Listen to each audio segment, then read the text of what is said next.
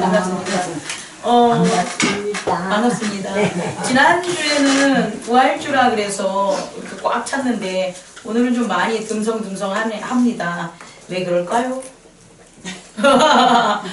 지난주나 또 이번주나 주일은 똑같은 주일인데 왜 그럴까요?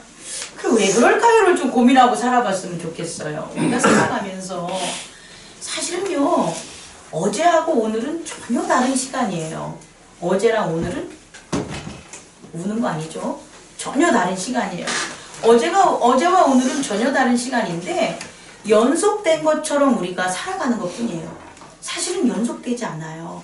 어제라는 그런 세계가 따로 있고 오늘이라는 시간이 따로 있는데 어제가 오늘같이 그냥 쭉 가는 거예요. 그래서 내일도 오늘 같은 게 일어나겠지라고 사는 거예요. 그런데 내일 그런 일이 안 일어나. 성현이 눈 크게 뜨고 내일 그런 일이 안 일어나. 그러면 어떻게 돼요? 당황하죠. 많이 당황하시죠. 어제 분명히 내 자녀가 아주 어리고 내 말을 잘 들었어. 얼마나 귀여운지 몰라.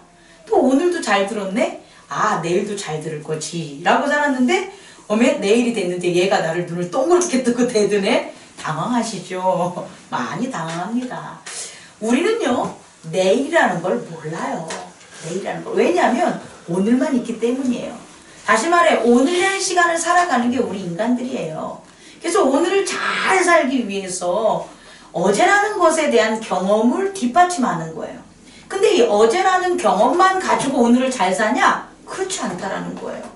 우리 이 땅에 사는 사람들이 최고로 잘 할 수 있는 건 뭐냐면 어제라는 경험을 지식화시켜가지고 어제라는 경험에 있었던 것들을 나의 도구화시켜서 오늘을 잘 살면 될 거라고 생각한 거예요. 근데 오늘만 살면 또 상관이 없어요. 근데 내일이라는 오늘이 아닌 또 다른 내일, 다시 말하면 또 다른 오늘이라는 게 존재하기 때문에 과거에 살았던 경험만으로는 못 산다는 거예요. 그래서 세상은요, 과거에 있었던 경험들에 대한 걸로 살 수 있다는 걸 아마 여러분에게 가르쳐 줬을 거예요. 그리고 대부분 여러분이 오늘을 살아갈 때 이렇게 쭉 살아가는 이유, 나를 오늘을 이끄는 걸 보면 어제의 경험. 그런데 종교는 뭐냐면요, 특히 예수 그리스도의 가르침은 뭐냐면요, 우리가 경험한 어제라는 것만으로 오늘을 못 사는 거예요. 그래서 우리가 앞으로 있을 하나님의 나라는 우리의 오늘은 아니에요. 하나님의 날, 다시 말해 어제까지는 우리의 날이었고 앞으로 있을 그 날은 뭐냐면 하나님의 날이라는 거예요. 내 날이 아니라. 다시 말해 내일 있을 오늘을 너가 살아온 어제의 경험으로 살지 말고 하나님이 임재할 그 하나님의 약속, 하나님의 언약을 보고 내일이라는 오늘을 살으라는 거예요. 되게 차이가 있는 거예요. 왜냐하면 우리가 육체도 가지고 있고 육체 넘어 내적 세계에는 영적인 존재이기 때문이에요. 우리 자신이. 그런데 영은 육체가 아니기 때문에 경험으로 살지 않아요. 영은 날마다 새로운 거예요. 여러분, 육체가 즐거워서 기쁜 거는 이 기억장치 때문에 즐거운 거예요. 그런데 영이 기쁜 것 한번 생각을 해보세요.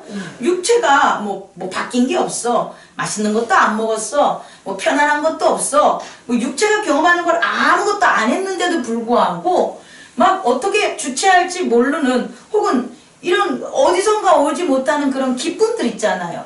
그거의 출처는 그걸 느끼는 그 대상이 누구냐는 거예요. 그 기쁨을 느끼는 주체가 누구냐는 거예요. 그게 영이라는 거예요. 그럼 우리는 두 가지의 모습으로 우리의 본체가 이루어졌는데 하나는 육신의 경험을 바탕으로 한 육체의 모습과 하나는 영이라는 육체와는 전혀 다른 그런 어떤 원리, 존재, 그 존재가 우리 자신인데 우리는 그동안 육체적인 것에는 너무나 개인적으로 자기 룰들을 따라왔다는 거예요. 왜? 내가 경험했으니까. 여러분 경험 대신 못 해줘요. 그죠? 근데 인간이란 건 동일하니까 그런 경험대로 나름대로 살아가는 법칙을 여러분들이 다 세워놨어요. 뭐 우연히도 세워놓고 우연아 나 좀 쳐다봐줘. 우리 태환이도 세워놓고 사랑이도 태워놓고 왜 사랑이가 태어났냐고 제가 생각을 하니까 예전에는 엄마가 뭐라 그러면 네 그랬어요. 근데 지금은 말이 많아. 말이 많아. 뭐냐면 어떤 말까지 가냐면 엄마 그건 아니잖아요 말까지 해. 그럼 진짜 틀린 걸 제거 이렇게 얘기할 수가 있죠, 장 집사님이. 그런데 사랑이라는 나이에 자기가 이미 판단 기준과 경험이 이미 다 돼 있는 거예요. 그래서 자신의 부모가 하는 말이 이것이 옳으냐 그르냐를 판단할 수 있는 시스템을 이미 다 갖춰놨다는 거예요. 우리 육체는 저 나이 초등학교 6학년 정도만 돼도 자기가 살아갈 시스템을 다 갖춰놓고 있는 거예요. 경험을 바탕으로. 그런데 영은 어떤가 하냐는 거예요. 영은 우리 장도연 집사님이 자기가 분명히 뭔가 부족해서 잘못 판단한 걸 수도 있어요. 그럼 잘못 판단한 것을 사랑이가 지적을 이렇게 해주면 그래 라고 해서 아주 유쾌해져야 되는데, 경험으로 말하면 내가 잘못한 게 드러나니까 유쾌해져야 되는 거잖아요. 강조할게요. 손이 더러울 때 씻으면 어떻게 돼요? 깨끗하니까 유쾌하잖아요. 그런데 내가 잘못된 생각을 들었는데 유쾌하지가 않아. 이건 뭘까? 이거는 육으로 들은 걔가 아니라는 거예요. 영이 판단하는 거죠. 에고가 생각할 때는 기분 나쁜 거예요. 에고가 생각할 때는 영적 존재, 정신이라는 영적 존재가 생각할 때는 아니 올바른 게 바로 잡히면 기분이 좋아야 되는데 이게 뭔가 껄쩍지근해. 그리고 더 화가 나? 그거는 경험적인 사실 때문에 화가 나는 게 아니라 자녀에 대해서 사랑을 하고 기대를 해서 에고적인 정신적인 관계에 있었던 것에 대한 그 주체가 판단하는 거라는 거예요. 그런데 우리가 엄밀히 또 한번 살펴보면 육체적 경험으로 우리가 살고 있지만 육체적 경험 너머에서 자꾸 움직이는 우리 자아가 있었다는 거예요. 근데 이 자아는 육체적 경험으로 자기가 살아가서 행복하거나 유쾌하다면 맨날 즐겁겠죠. 근데 알고 봤더니 육체적 경험이나 이런 것으로 살았던 그것이 만족을 내게 준다 못 준다? 못 준다는 걸 내가 발견한 거예요. 여러분 모두가 그런 자아 관찰, 자아에 대한 각성 때문에 여기 오신 거예요. 우리가 뭐 윤리책, 도덕책에 나오는 걸 성경에 안 나오는 단어가 있지만 그와 같은 자아를 발견하지 못하면, 다시 말해서 육체적인 이 모순을 극복하는 게 육체의 경험이 아니야 라는 여러분들은 내적인 발견을 하신 거예요. 그 발견하시고 여기 오신 거예요. 그래서 무엇을 바탕으로 이제 하나님이라는 절대자, 하나님의 언약을 계속 받는 거예요. 내가 자아가 육체적인 경험으로는 불완전했는데 야 이제 보니까 하나님의 말씀 안에 그 말씀을 한번 깨닫고 예배를 통해서 느껴보니까 오히려 육체 속으로 경험했던 어떤 불쾌함이라든지 혹은 슬픔이라든지 두려움이라든지 이런 게 그냥 싹 사라지네? 신기한 거죠? 정말 신기하지 않습니까? 아무리 내가 육체로 내 자아가 육체적인 경험을 바탕으로 그래 엄마는 자녀들을 이해해야 돼, 엄마는 뭐뭐 하는 거야, 엄마는 그렇게 힘들어도 참는 거야, 아무리 이렇게 다짐을 했지만 그것들이 한순간 막 무너지잖아요. 자녀가 커지면서 어려움들이 오면서. 그래서 결국 그것들이 막 쌓아 넣었단 말이에요. 그래가지고 자녀를 봐도 옛날만큼 이뻐 보이지도 않고 카네이션 어버이날 달아줘도 아이고 이 돈은 뭐하지 막 이래가면서 이런 것들이 결국은 그 카네이션의 문제가 아니라 자녀의 문제가 아니라 내가 처리하지 못했던 영적인 나, 에고, 자아에 대한 두려움, 불만 이런 것들이 쌓여져 있던 거예요. 그런데 하나님을 만나서 말씀을 접하고 예배를 드렸는데 이것들이 확 사라진 거예요. 대단한 걸 제가 전하는 거예요. 지금 2번 반복하는 대단한 일을 하는 거란 말이에요. 그 대단한 것을 바라봐야지 우리가 오늘 내가 경험으로 안정된 오늘이 아니라 내일 경험하지 못했기 때문에 불완전한 내일이라는 오늘을 우리가 담대하게 안정되게 기쁘게 맞이할 수 있는 거예요. 다시 말해서 오늘 우리가 하나님의 언약이라는 말씀에 대한 준비를 안 해놓으면 내일 어떤 일이 벌어지냐면 내일이라는 오늘에 어떤 일이 벌어지냐면 불안한 일들이 다시 이렇게 솟아난다는 거예요. 왜? 이 땅에 살고 있는, 우리가 살고 있는 이 땅은 오늘이 다하기 때문에, 내일이라는 건 또 새롭게 형성되는 내일이기 때문에, 좀 어렵지만 이해는 가시죠? 그렇기 때문에 오늘이 중요하다라는 거예요. 왜 오늘이 중요하냐? 과거의 경험을 다시 한번 점검할 수 있는 게 오늘이고, 또 하나는 내일이라는 오늘이 오는 그 시간을 불안하고 두려운 게 아니라 기쁨과 깨달음으로 내가 채울 수 있는 그 내일을 위해서 우리는 뭐 하는 거냐? 하나님과의 언약, 예배, 말씀의 생활을 하라는 거예요. 그럼 제가 이제 다시 서두로 돌아갈게요. 왜? 지난주에는 많이 왔는데 이번 주에는 많이 빠졌을까? 저는 사실은 오늘 많이 빠질 거야 이런 생각을 하면 제가 이상한 목사님이죠? 그런데 훅 느껴져요. 훅 느껴. 이걸 너무 샤머니즘적으로 받아들이지 말고 표현만 이렇게 하는 거예요. 왜 느껴지냐면 제가 힘들었어요. 제가 그러니까 제가 힘들다는 건 육체적으로 힘든 게 아니고 어제 저녁부터 오늘까지 제가 힘든 거예요. 제가 힘들다는 건 뭐냐면 기쁘지 않다는 거예요. 여러분의 그 힘들다는 거와 제가 힘들다는 거에 약간의 차별은 있어요. 여러분들도 점점 이렇게 제가 달랐다는 게 아니라 그렇게 가겠죠. 근데 목회자가 힘든 것은 여러분들이 어려움과 고난과 어떤 돌발적인 변수 때문에 힘든 게 아니라 워낙 행복하고 편하고 기쁘고 아름답고 이렇게 살았던 게 없어지면 힘든 거예요. 조금 차이가 있죠. 제가 어제 저녁부터 오늘까지 좀 힘들었어요. 그래서 오늘 왜 이렇게 힘들까? 이제 계속 말씀을 묵상하면서 여러분 주의를 준비하면서 느꼈더니 내가 뭔가 잘못된 게 아니라 지난주가 너무 은혜스러웠던 거예요. 이 말을 좀 이해하실 수 있겠습니까? 경험적 세계도 우리가 점점점 예를 들어서 저는 이제 어렸을 때 고등어밖에 안 먹었는데 고등어가 맛있다고 생각했어. 집이 뭐 부유하지 않으니까 고등어가 생선 중에 제일 고등어밖에 없다고 생각하잖아요. 근데 고등어를 먹다가 오징어를 먹으니까 오징어가 맛있는 거야. 그래서 오징어랑 고등어밖에 없는 줄 알았는데 갈치를 먹으니까 갈치가 더 맛있는 거야. 이 점점 어떻게 돼요? 경험의 세계도 좋은 것을 하잖아요. 그럼 맛있는 갈치 먹은 사람이 있잖아요. 저쪽에 맨 처음에 조금 덜했던 고등어 절대 안 먹어요. 왜냐면 이미 어디까지 왔으니까. 그 맛에 대한 즐거움이 어디까지 경험했으니까? 갈치까지 경험했기 때문이에요. 영적인 우리의 삶도 마찬가지예요. 우리가 막 기쁜 게 없어. 왜 이러지? 그거는 전처럼 만약에 고난스럽고 하나님을 모르기 전에 하나님 앞에 예배자로 나오기 전에 있었던 그때가 아니에요. 그때가 아닌데도 지금 내 상태가 그런 원인이 없는데도 기쁘거나 충만하지가 않아 라고 한다면 나는 예전보다 훨씬 충만한 걸 경험할 때가 있었던 거예요. 근데 그 경험치가 이미 너무 올라갔는데 지금 내가 뭐 하는 순간 방심하는 거죠. 사실은 영적 육적 방심함으로 말미암아 얘가 어떻게 된 거예요? 떨어진 거예요. 그러니까 요 안에서는 절대로 요때 느꼈던 기쁨을 못 느끼는 거예요. 방법은 뭐가 되냐? 요 안에 있었던 나는 충분히 요 위까지 올라올 수 있는 거예요. 그 올라오는 게 육체적인 경험, 이미 했던 경험은 안 돼요. 또 다른 경험을 해야 돼요.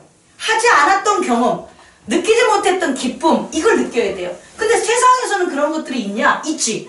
있어. 세상에서 그런 걸 느끼려면 세상에서 그렇게 하게 해야 돼. 예를 들어가지고 여자들이 가구 배치 다시 하는 그 이유 중에 하나가 그 가구를 새롭게 샀을 때는 너무 집이 좋아 보인단 말이야. 아우 좋아. 그래서 며칠 동안은 막 재밌고 기쁘게 막 지내. 그러다가 시간이 지나서 가구도 낡고 그러면은 뭔가 이상해. 근데 그럴 때마다 이사 갈 수는 없잖아요. 근데 그럴 때마다 이사 가는 사람도 있어요. 그 기분 때문에 그럴 수도 있는 거예요. 어떤 일이 아니라면. 그런데 가구를 막 배치를 하거나 새로운 뭐 인테리어를 해놓으면 또 어떻게 돼요? 그렇게 되는 거예요. 마찬가지로 육체적인 경험도 그와 같은 노력을 하셔야지 여러분들의 기쁨이 계속 유지가 되지. 나 지난번에 새 집 갔어. 안 하면 안 된다는 거예요. 자, 이쪽 면 다시 이제 이쪽은 육체라고 하고 이쪽은 영적인 우리의 자아 다시 말해서 영적인 존재 우리 또한 예배에 있어서 이 부분을 이런 상한선 아니 좀 단어가 그렇지만 이미 기쁨의 선을 이만큼 누린 거예요. 근데 내가 그걸 안 해. 그러면 내가 아무런 일이 벌어지는 것 같지 않아요. 죄를 짓지도 않고 뭐 어디 가가지고 무슨 짓도 안 해. 그런데 왠지 모를 기쁨을 못 느끼는 거예요. 그러면 어떻게 되냐? 동일하게 이 기쁨을 위해서 뭐 해야 되냐? 더 나아가야 되는 거예요. 그럼 우리는 맨날 나아가요? 나아가는 거예요. 이거에 대해서 의문을 가지면 안 된다는 거예요. 첫 번째, 제가 오늘 말씀에서 전하는 것. 우리는 하나님 나라까지 가는 거예요. 우리의 영이 기쁨으로 가는 거예요.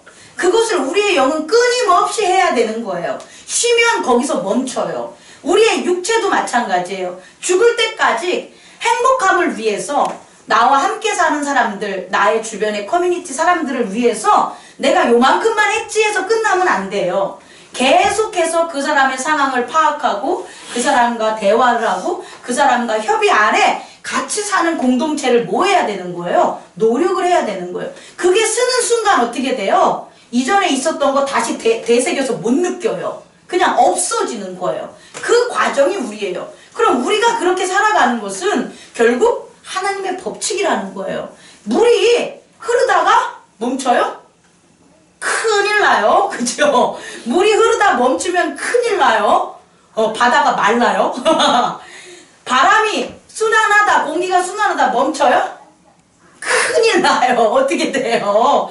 이렇게 하는 것처럼 우리의 인생도 어떻게 되냐? 계속해서 흘러야 돼요. 영은 어디로 흘러야 되냐? 거룩함을 향해서 흘러가야 되는 거고, 육체는 어디를 향해서 흘러가야 되냐? 서로를 희생하고, 서로를 위하고, 서로를 기뻐하는 그 육체가 가장 좋아하는 조건으로 어떻게 해야 되는 거예요? 일을 해야 되는 거예요. 흘러야 되는 거예요. 그렇게 하는 게 우리다라는 것들을, 죄송하지만 서두입니다. 서두에 전합니다. 그래서 제가 왜 어제 오늘 힘들었을까?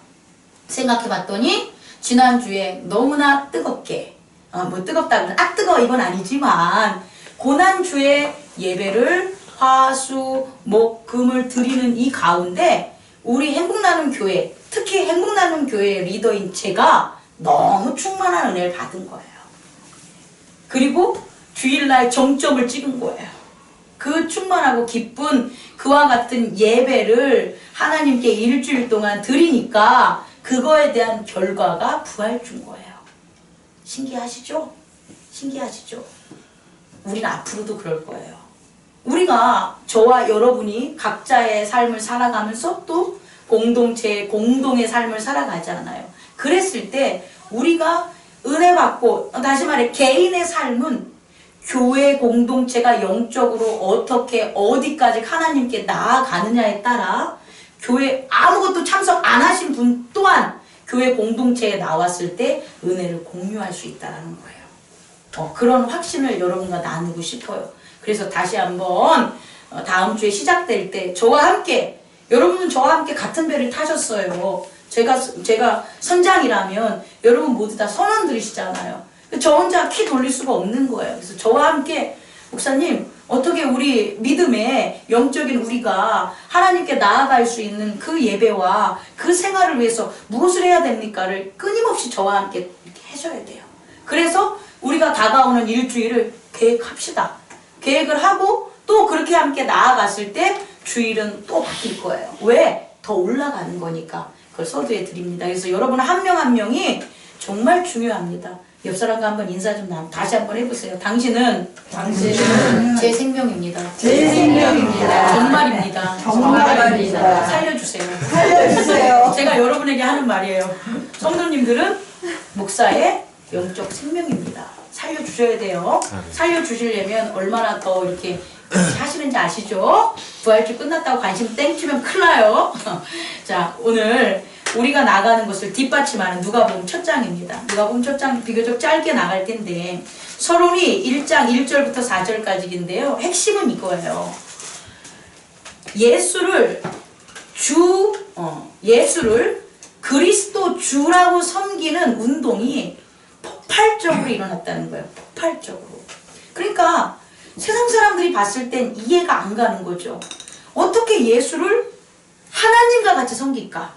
그런데 예수를 하나님과 같이 섬기는 이것은 예수님이 짠 오셔서 뭐 기적을 보이시고 십자가를 지고 눈으로 확 보이는 모든 사람에게 부활을 보이시고 그 다음에 모든 사람들의 악한 것들을 멸하고 이런 모습이 아니었다는 거예요.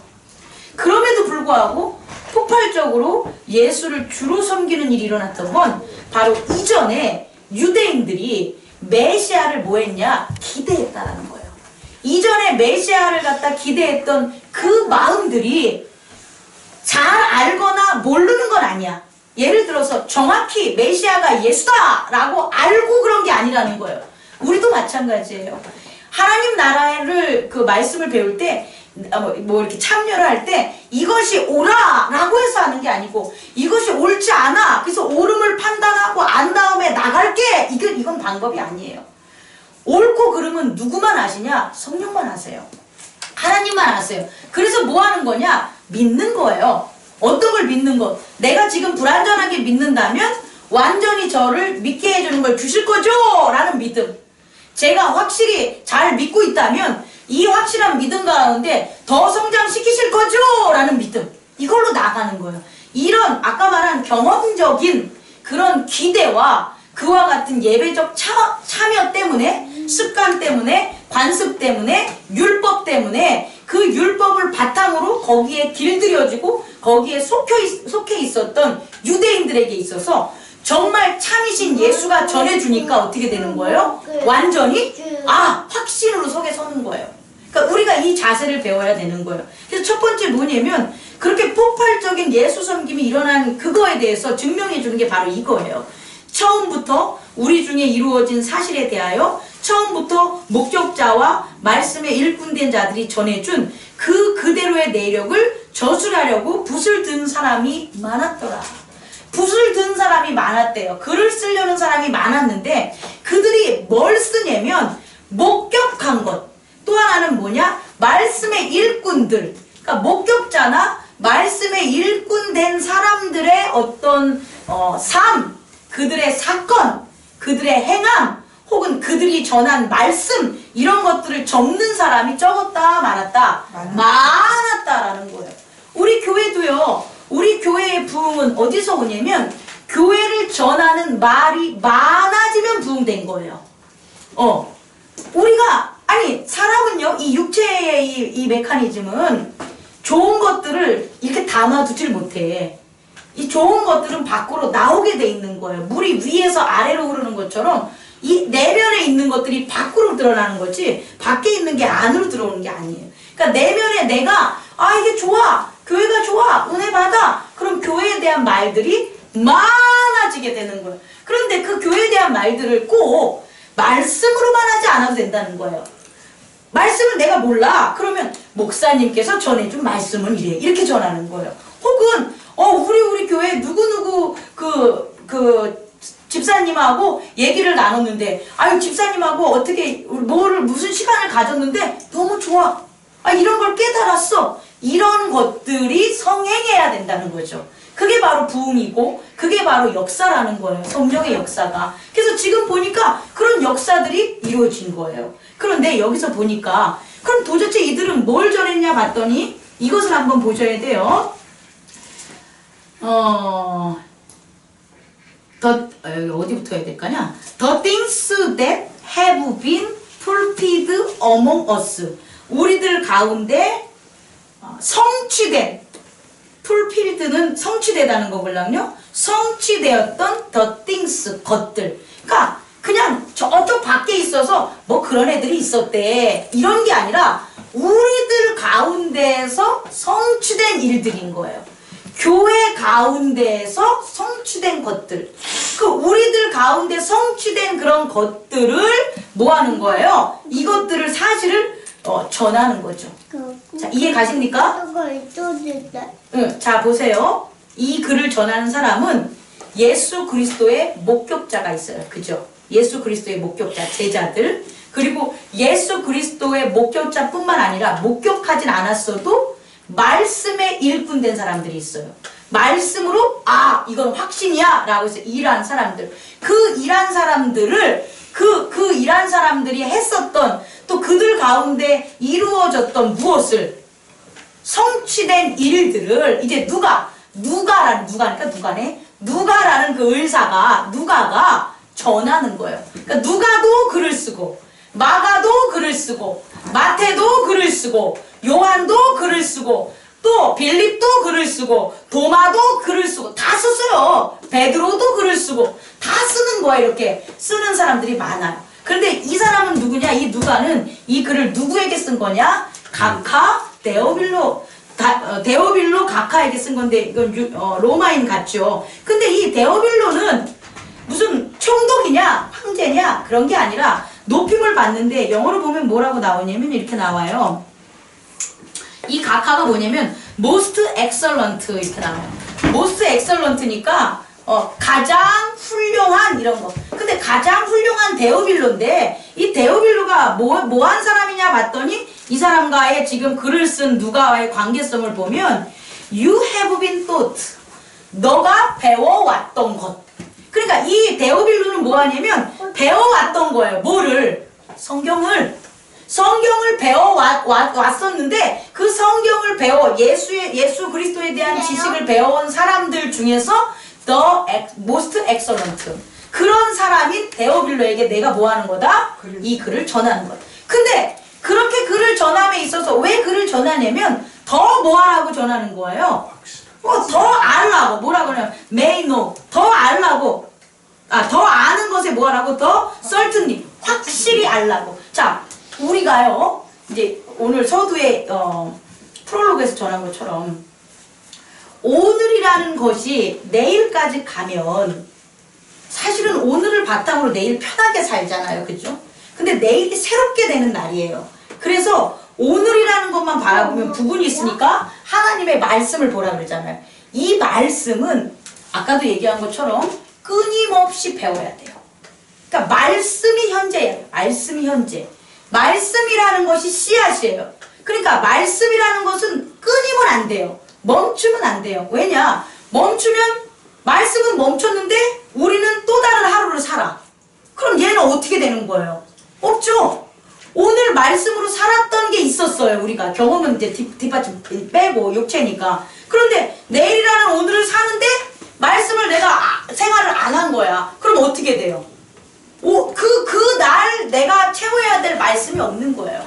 그러면 반드시 문제가 생기는 거예요. 반드시 마음에 심란함이 생기고 정보 처리가 안 되고 막 서운함이 생기고 이런 게 생긴다는 거예요. 그래서 우리는 말씀을 날마다 뭐 하는 거랑 똑같이, 밥 먹는 거랑 똑같이 하셔야 되는 거예요. 밥도 오늘 먹고 내일 안 먹으면 배고파서 일 못하는 거랑 똑같은 거예요. 그래서 말씀에 대한 것, 말씀은 우리가 살아가는 영의 양식이라는 것, 그 양식 또한 한 번 내가 받으면 아이고 목사님 지난주에 진짜 부활에 대해서 잘 깨우쳐 주셨으니까 땡이야! 안 돼. 여러분 지금 기억나세요? 조금은 기억이 나겠지, 지난주 부활 전한 거. 근데 그때 이 말씀이 전해지면서 느꼈던, 깨달았던 그게 지금 여태껏 남아있습니까? 안 남아있어요. 그래서 오늘이라는 말씀, 오늘의 영이 먹어야 될, 우리 애구가 먹어야 될 말씀에 대한 것을 확인하고 나가라는 거예요. 그래서 데오빌로는 이미 알고는 있어, 예수에 대한 것. 그리고 그가 얼마나 독실한지는 모스트 엑셀런트로 증명이 됐어요. 그럼에도 불구하고라는 거예요. 그럼에도 불구하고 또 편지를 쓴다는 거예요. 편지만 썼겠어요? 나중에는 모이겠죠. 같이 하겠죠. 이런 것들이 전개된다는 거예요. 자, 이걸 바탕으로 우리 또한 그런 일을 하자라는 거야. 이제 누가복음은요 실천의 장이에요. 저는 그렇게 생각해요. 저희가 복음서를 계속 나가지만 마태복음은 예언이 어떻게 성취됐는가를 보면 되는 거고요. 그 다음에 마가복음은 하나님의 아들이 어떻게 지난 시간처럼 우리가 모르는 세계를 드러나게 하고, 악의 세계를, 그리고 우리가 그것 때문에 보지 못했던 하나님의 세계를 어떻게 전했는가를 보면 되는 거예요. 우리가 그걸 보려는 것을. 그렇다면 누가복음은 뭐가 돼야 되냐면 이제는 내가 해야 돼요. 내가 해야 되는 거예요. 직접 말씀으로 해야 된다는 거예요. 말씀의 장의 주인공이 내가 돼야 되는 거예요. 그래서 오늘 누가복음 1장에는 그 목격자들과 말씀의 일꾼들이 전한 첫 번째 사람들이 나와요. 그들이 누굴까요? 마리아, 또 샤가라, 또 엘리사벳. 공통점 얘기해 볼 수 있을까요? 이 셋의 공통점이 뭘까요? 이 셋의 공통점은 뭐 천사가 왔는데 엘리사벳은 못 봤죠. 그러니까 천사가 본 거는 마리아랑 샤가라란 말이에요. 셋의 공통점은 성령의 충만함이에요. 여기 보면 성령이 충만하다는 게 셋이 다 나와요. 얼마나 성령이 충만하는지 모태 전에 있는 모태 전에 태어나기 전에 있을 세례 요한까지 또 성령이 충만해요. 아직 세상에 나오진 않았는데 세상에 나오지 않은 세례 요한도 성령이 충만하고 사가라도 성령이 충만하고 마리아도 성령이 충만하고 엘리사벳도 성령의 충만함. 여기서 이해가 안 가는 건 엘리사벳이죠. 41절에 엘리사벳이 성령의 충만함을 받아 이렇게 나와요. 다시 말해 지금 말씀의 목격자들이 전한 그 말씀의 이 세상에 이루어진 주인공들이잖아요. 이 주인공들의 공통적인 첫 번째 특징이 뭐냐라고 보면 뭐라는 거예요? 성령에 충만하다는 거예요. 우리 또한 그럴 거라는 거예요. 우리 또한. 우리가 교회 안에서 누군가를 목격해. 그리고 교회를 전해. 그럼 교회가 어떻게 되는 거예요? 성령에 충만한 거. 또 어떻게 되는 거예요? 교회 안에서 하는 사람들이 어떻게 되는 거예요? 성령에 충만하게 되는 거예요. 그럼 성령이 뭐냐냐? 성령은 하나님의 영이에요. 하나님의 영인데 하나님의 영이 그러면 이렇게 죄송합니다. 하나님의 영이 예전엔 없었냐? 아니에요. 예전에도 하나님의 영이 계셨어요. 구약에도. 그런데 도대체 하나님의 영이 예전에도 계셨는데 지금과의 차이점이 뭐냐는 이게 중요한 거죠. 포인트. 뭘까요? 예전에 하나님의 영은 하나님의 메시지만 전하면 됐고요. 선지자를 통하기만 하면 됐어요. 근데 예수님이 오시는 바로 이 구원의 성취된 이쯤의 성령은 무엇을 하셨냐면 각자에게 임한다는 거예요. 예전까지에는 목사님에게만 임하면 된 거예요. 예전 구약으로 본다면. 왜? 저만 성령에 충만해서 제사 잘 지내고 율법 여러분들 잘 지키나 안 지키나 확인하면 되는 거고, 여러분들은 목사님이 제사 잘 지내고 여러분이 율법 잘 지키냐 안 지키냐 따라서 이렇게 명령하면 그거 따라야 되는 거예요. 안 따르면 저 밖으로 보내준다니까. 추방당한다니까. 그것만 하면 그만이었어요. 그런데 그게 아니라 어떻게 바뀌었냐면 성령이 이제 각 사람에게 임하는 거예요. 이게 신약의 차이점인 거예요. 성령이 우리에게 각 사람에게 임한다는 것, 그것이 의미하는 게 뭘까요? 그게 죄에 대한 온전한 다스림이 시작된 거예요. 성령이 우리 각자에게 임하지 못하면 우리는 에고가 육체는 당연히 자기의 편의대로, 그러니까 육체가 못됐다는 게 아니라 육체의 메커니즘 자체가 자기 자신만을 위하는 거예요. 죽는 것에 대비해서. 그래서 내 자신은요, 뭔가 이렇게 때림을 당해. 그럼 아파. 육체가 아픈 거예요. 왜 아프겠어요? 그렇게 아픈 게 죽는 거블랑 아픈 거예요. 그리고 내가 편해지고 싶죠. 내가 힘들면 어떻게 해요? 내가 편해지고 싶으니까 잠을 자는 거블랑요. 그러니까 육체 자체의 특성이 그렇다는 거예요. 여러분이 죄를 뭐 잘 짓는 무슨 뭐가 있는 게 아니라 육체 자체의 특징이 자기를 위하고 편해지려다 보니까 어떤 거예요? 죄를 짓게 만든다는 거예요. 아담도 육체가 있었겠죠. 우리랑 동일한 건데 완전히 죄를 안 진 몸으로 창조가 됐지만 그 육체 자체가 먹고 싶은 거예요. 왜? 하나님처럼 똑똑해지고 싶으니까, 하나님처럼 다 갖고 싶으니까 먹고 싶은 거예요. 그래서 먹은 거라는 거죠. 우리도 아담과 동일하게 먹고 싶은 게 있어요. 왜? 육체가 짓는 것. 근데 이 육체가 짓는 것을, 이 죄를 에고가 다스렸었냐? 못 다스렸다는 거예요. 근데 어떻게? 성령이 우리 안에 오니까, 성령이 각 사람에게 다 주어지니까 이제는 그 육체적인 그런 유혹이라든지 육체가 하고 싶은 대로 하는 것들을 뭐 한다는 거예요? 하지 못하게 막을 수 있는 그 세계가 열렸다는 거예요. 우리 또한 이것에 대해서 기도하셨으면 좋겠습니다. 그런데 이렇게 성령이 우리에게 함께 해야지만 실제적으로 죄에 대한 나의 문제, 트러블 이런 거에서 벗어날 수 있다는 거죠. 그죠? 예를 들어서 모든 아이들이, 자녀들이 공부를 잘하는 게 아니잖아요. 그죠? 그런데 모든 아이들이 공부를 잘하는 게 아니라면 공부를 못하는 엄마들은 맨날 불행하게 살아야 됩니까? 공부를 못하는 아이들의 엄마는 그럼 어떻게 이 문제를 해결하실 거냐는 거예요. 공부를 막 시키는 걸로? 패! 정말 패잖아. 그래서 죽었잖아. 그거 못 들으셨어요? 자녀가 공부 못하니까 더 하라고 패가지고 자녀가 나중에 돌아버려가지고 부모 죽이는 일도 벌어지잖아요. 어떻게 이런 일이 벌어져? 벌어진다니까.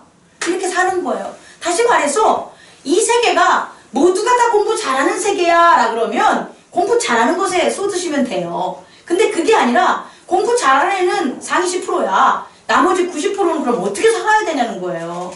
그렇게 사는 것 90%를 위해서 부모들은 성령에 충만해야 된다는 거예요.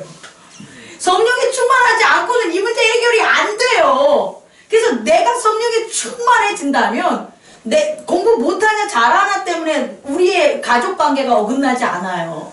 근데 내가 성령에 충만함이 없으면 공부 못하는 그 자녀 때문에 가족이 깨지게 되는 거예요. 아주 쉬운 거 아니겠습니까? 남편이죠. 남편들이 돈을 잘 번다는 게 그게 보장됩니까? 옛날에는 그렇게 됐었어요. 근데 지금은 안 그래요.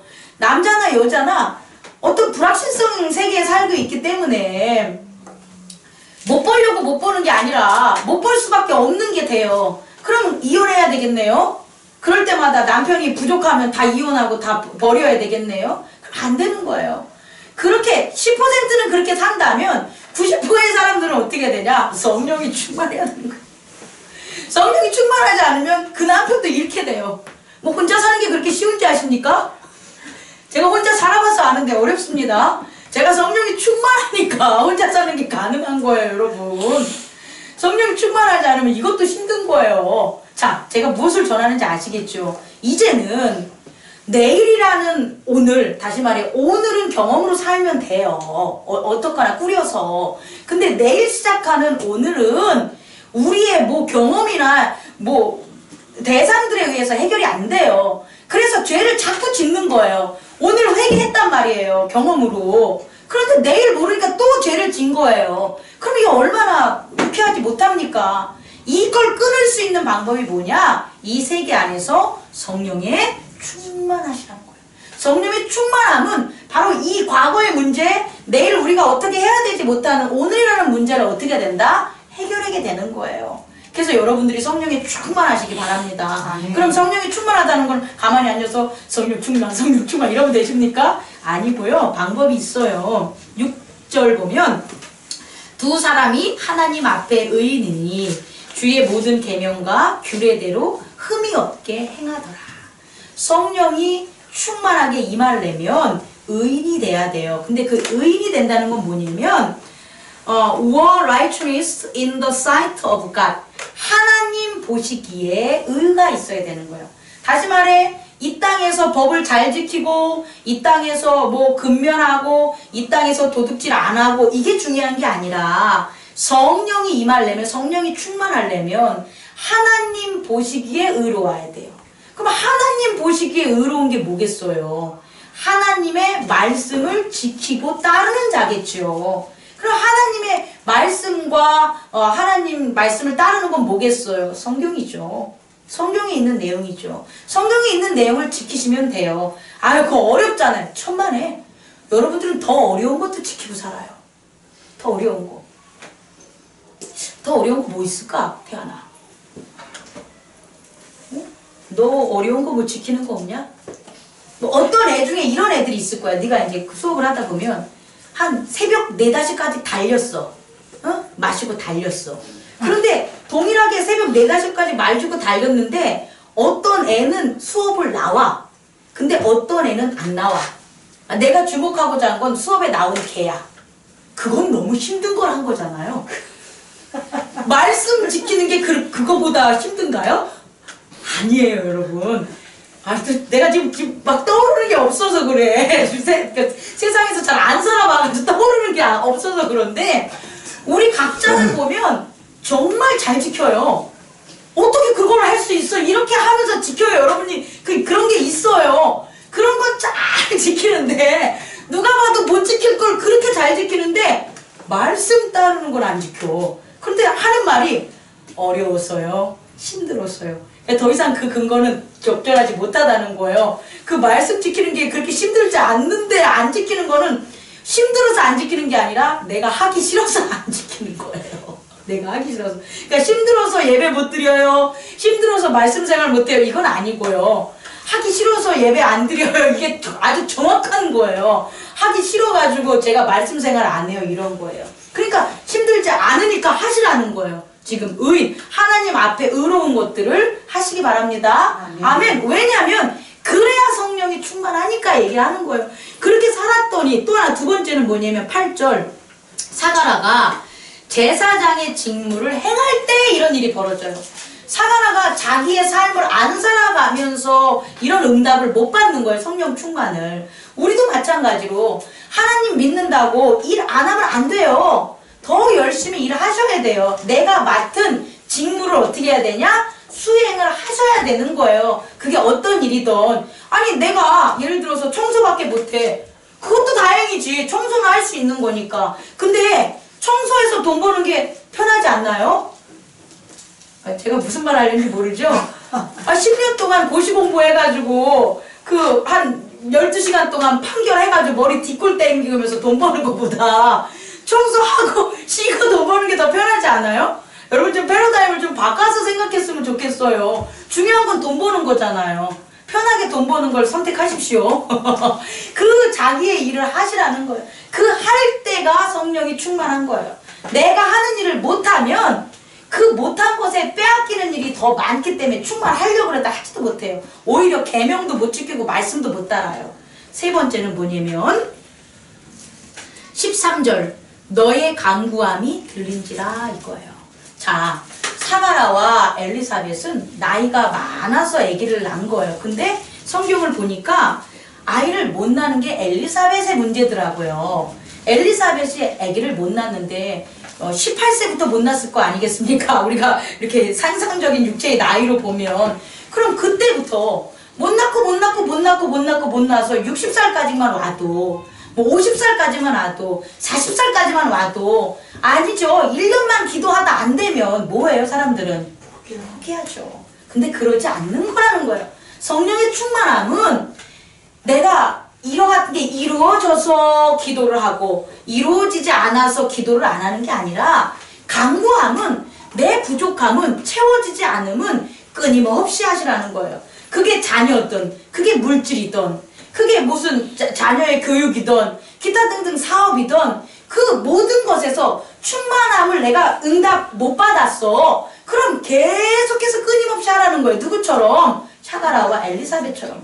이 세 가지 조건이 성령이 충만함의 기본 조건이라고 저는 여러분에게 전해주고 싶어요. 첫 번째는 하나님 보시기에 의로워야 돼요. 두 번째는 어떻게 해야 된다고요? 자기가 한 일에 대해서 이 땅의 육체, 에고를 잘 다스리고 있어야 되는 거예요.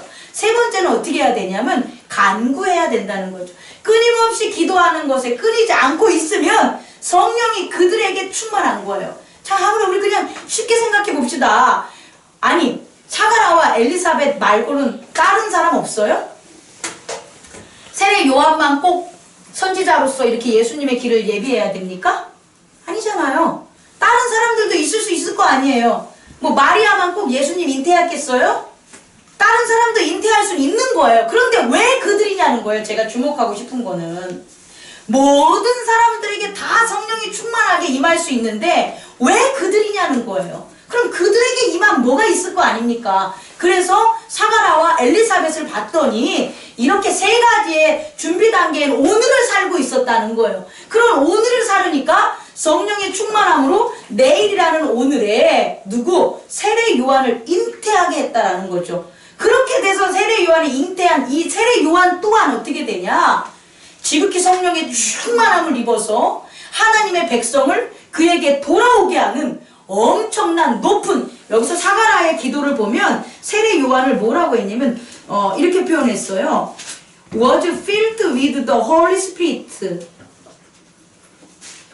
거룩한 영이 가득 찼다라고 얘기를 했는데 그게 아니구나. 요 밑에 76절을 보면 Prophet of the Most High. 선지자 중에서 가장 높은 선지자로 표현한 거예요. 이런 사가라가 자기 아들한테 표현한 거예요, 지금. 사가라가 성령이 충만한 엘리사벳과 충만한 그 위치에 있었기 때문에 그의 아들이 어떻다는 거예요. 선지자 중에서도 가장 무한 것, 위대한 선지자라는 거로 찬양을 드릴 수 있었다는 거예요. 여러분들이 성령에 충만해서 여러분의 자녀를 위해서 기도한다면 그 자녀가 어떻게 되냐? most high 삐리리 뒤에 게 연결이 되는 거죠. 여러분이 성령이 충만해져서 교회를 위해서 기도한다면 우리 교회가 most high 처치가 되는 거예요. 그것을 우리가 할 수 있는 기회가 우리에겐 다 있다라는 거예요. 그런데 다 그렇게 되는 게 아니라 기회는 있지만 어떻게 사는 사람, 엘리사벳과 샤가라와 같이 세 가지 조건을 충족한 사람에게 성령 충만함이 있듯이 우리에게도 그렇게 돼야 된다는 거죠. 우리도 그 길을 따르자는 거예요. 또 마지막으로 주목할 점은 마리아예요. 마리아가 동정녀예요. 근데 동정녀인데 약혼을 하지 않으면 우리는 상관없어. 아니 이거 상관이 없는데 똑같겠다. 약혼을 했는데 정혼한 상태가 있는데 어느 날 갑자기 천사가 와가지고 요번엔 뭐라고 하냐면 성령이 충만함이 아니라 지극히 높은 자, 권능자, 여기서 영어로 하면 뭐라고 나오냐면요, The power of most high 이렇게 나와요. The power of the most high, 가장 높으신 심, 아도니에, 엘로힘, 그 하나님이 overshadow you, 너를 덮었다, 그 소리예요. 그러니까 어느 날 갑자기 결혼식 준비하고 있는데 천사가 나타나더니, 야, 가장 높으신 힘을 가진 자가 너를 덮었대. 이거 인간의 용어로 하면 뭔지 알아요? 결혼식 앞두고 있는데 이거 무슨 일이야. 근데 그 분이 가장 높으신 힘을 가진 분이 그 분과 하나가 된다는 거야. 하나가. 그런데 마리아가 두려워하지 마라, 놀래하지 마라, 깜짝은 놀랬겠지만 뭐라고 고백하냐면 대저 하나님의 모든 말씀은 능하지 못함이 없느니라 라고 했더니 38절에 주의 여종이 오니 말씀대로 내게 이루어지리다. 그럼 마리아는 어떤 사람이었겠어요? 여러분 한번 생각해보세요.